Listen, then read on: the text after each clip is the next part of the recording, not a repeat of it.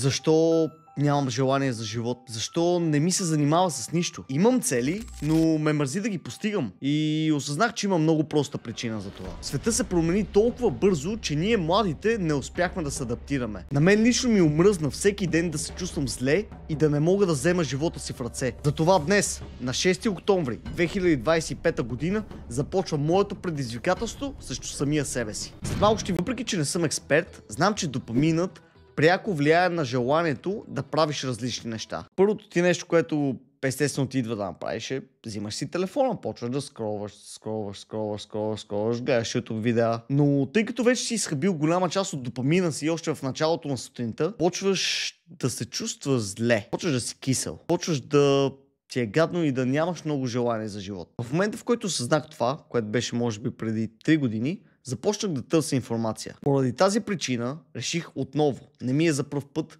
да влезна в 30-дневно предизвикателство, което цели да си ресетна мозъка и да излезна от тази спирала надолу. Първото и най-важното е, за да може тялото ни и мозъкът ни да работят максимално ефективно, е да ядем хубава храна.